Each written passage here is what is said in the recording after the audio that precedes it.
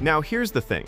That $200 a month investor wasn't playing the same game as most people think. They weren't checking their phone every 5 seconds. They weren't panicking about daily price swings. They weren't trying to make a quick buck. But before we go further, we need to answer a fundamental question that almost nobody asks. What are you actually trying to do in the stock market? Because there are two completely different answers, and the path you choose will determine whether you build wealth or lose everything. A trader, an investor, same starting point. 5 years later, the trader is checking his phone 40 times a day, stressed, exhausted, and barely breaking even. The investor, he sleeps well, he works peacefully, and his money tripled without him touching a thing. So why does everyone talk about trading like it's the only path to financial freedom? Because trading sells the dream, the charts, the speed, the adrenaline, the screenshots of gains made in 24 hours. But nobody shows you the 90%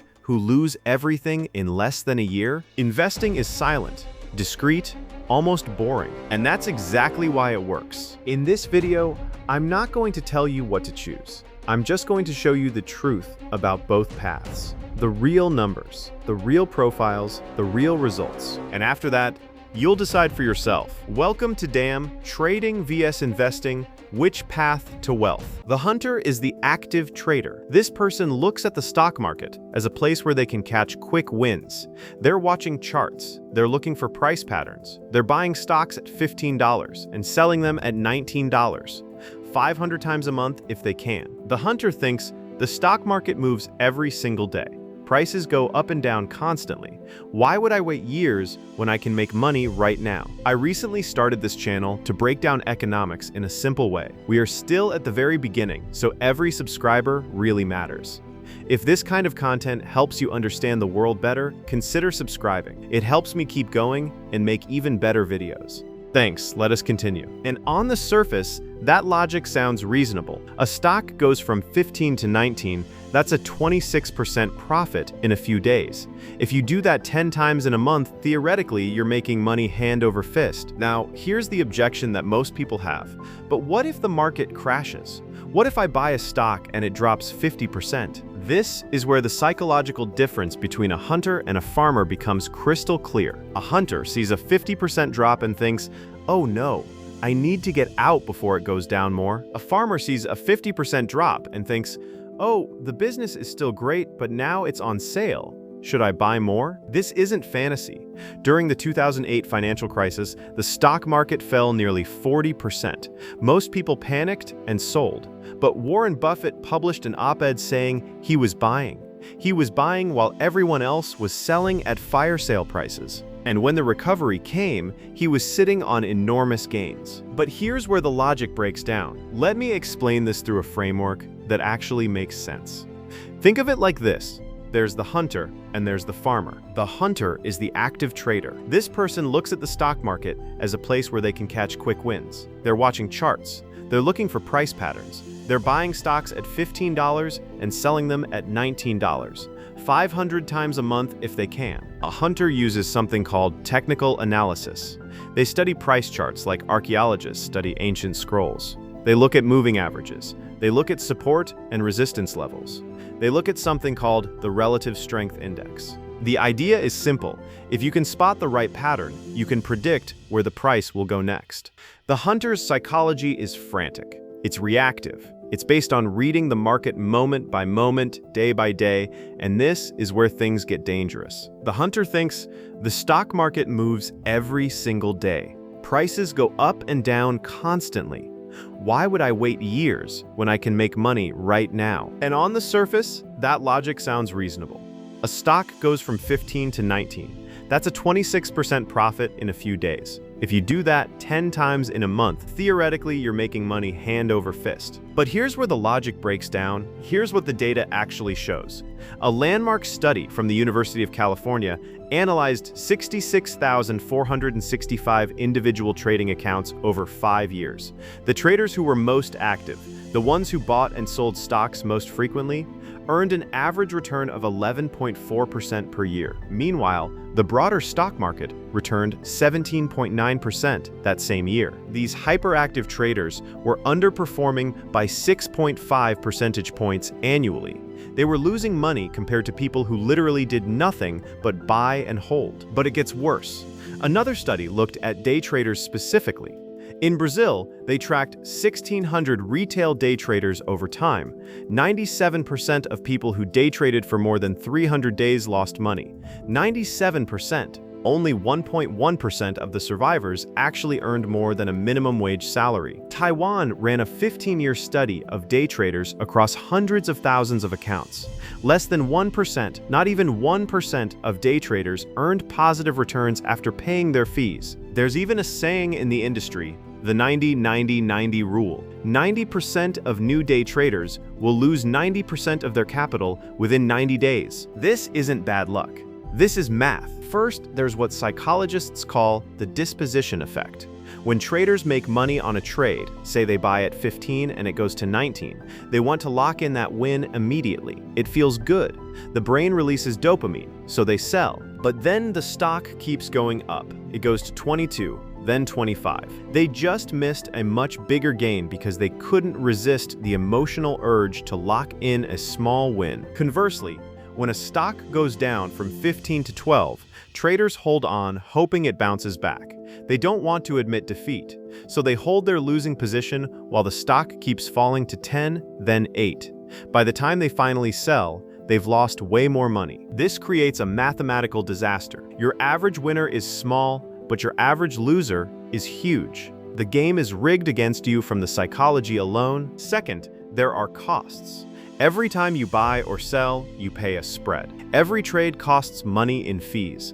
Taxes on short-term gains are much higher than taxes on long-term gains, up to 37% versus 15 or 20%. When you trade 200 times a month instead of 4 times a year, you're bleeding money on friction. Third, and this is the kicker, you're competing against algorithms.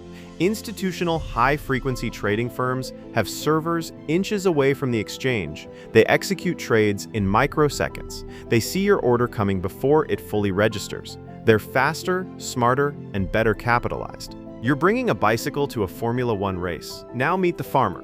The farmer has a completely different approach. The farmer doesn't look at candlestick charts.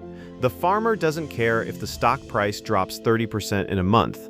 The farmer cares about something called fundamental value. Here's the concept. When you buy a stock, you're buying ownership in a real business.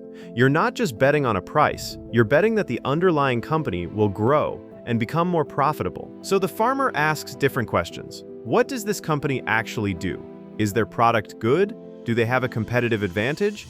Can they sustain this advantage for decades? Is the management team smart? Are they growing revenue? Are they profitable? The farmer then buys the stock and holds it for years, sometimes decades. Let me tell you the story that illustrates this perfectly. It's the story of someone named Greentech Energy. An investor does serious research. They discover that Greentech Energy is making solar panel technology that's way better than the competition. The global demand for renewable energy is skyrocketing. The executive team has proven they can execute. The investor is convinced.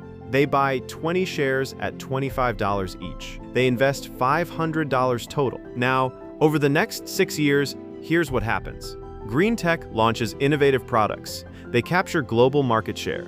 They expand to multiple countries. Revenue triples. Profits soar.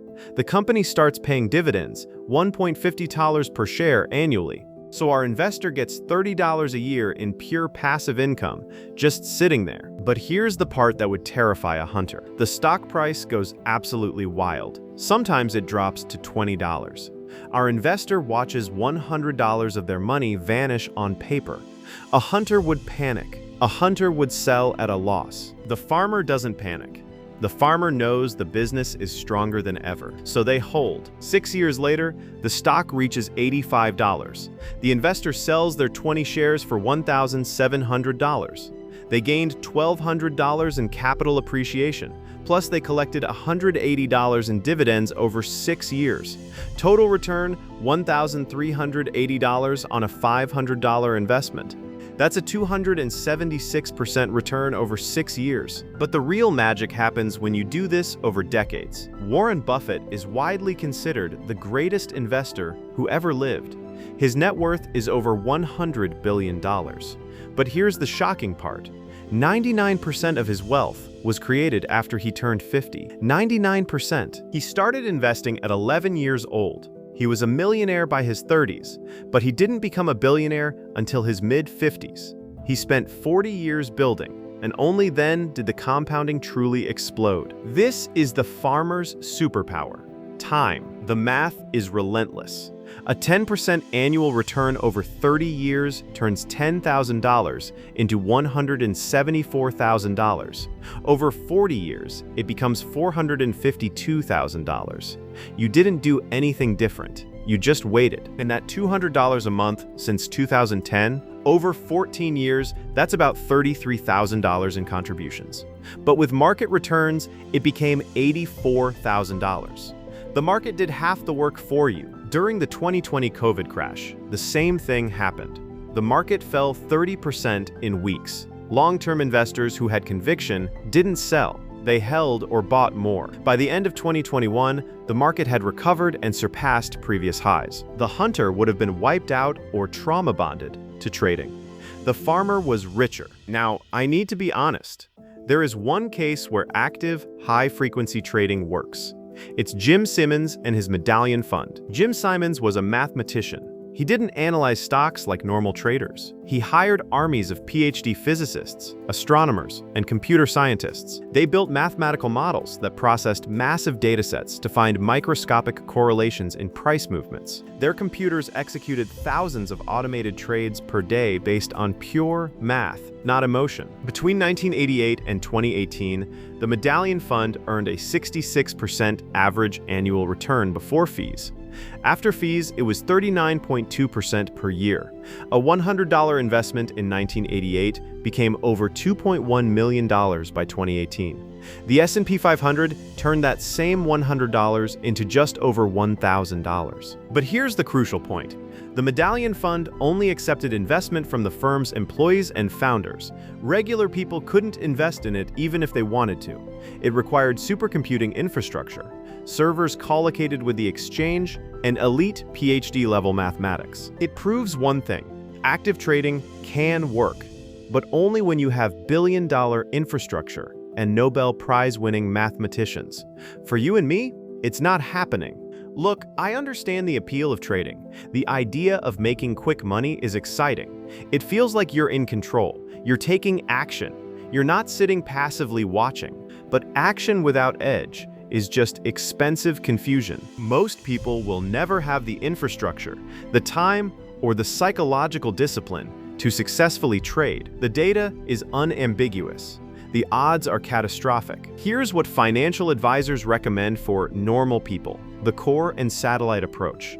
Some call it the 80-20 rule. Put 80 to 90% of your money into long-term, fundamentally sound investments, broad market index funds, quality ETFs, blue-chip stocks. Set it and forget it. Let the farmer in you build wealth slowly and steadily. Take the remaining 10 to 20% and use that as your play money. If you want to trade, trade with this. If you lose it, it doesn't destroy your future, but your core 80% keeps compounding. This way, you satisfy the psychological urge to be active and take action. But you don't blow up your wealth in the process. Let me show you the difference in real terms. Hunter strategy. You trade 200 times per year. Average commission is 0.1% per trade. You're paying 0.02% of your portfolio in fees annually just in commissions. Before taxes, before slippage, you need to earn the market return plus 1-2% just to break even. Most hunters don't. Most lose money. Farmer strategy. You buy a diversified index fund. The expense ratio is 0.03% annually. You hold for 30 years. The market returns 10% per year. You pay taxes only once as long-term capital gains. Your $10,000 initial investment becomes $174,000. The math isn't even close. So here's what we've learned. The stock market isn't a casino. It's not a place where speed and reflexes win. It's a place where patience, discipline, and fundamental conviction win. The hunter mentality works in sales. It works in entrepreneurship. It works in competitive sports. But in the stock market, it's a liability. The farmer mentality is boring. Nobody makes YouTube videos about boring wealth building, but boring builds generational wealth. You now understand something that took most people decades to figure out. You understand that time in the market beats timing the market. You understand that the simplest path to wealth is buying good companies and holding them through volatility. If this video helped clarify the difference between trading and investing, hit that like button. Subscribe for more videos breaking down financial concepts into simple terms that actually stick, and drop a comment letting me know, are you more of a hunter or a farmer? Which approach speaks to you? The wealth building journey starts with a single decision: make it count.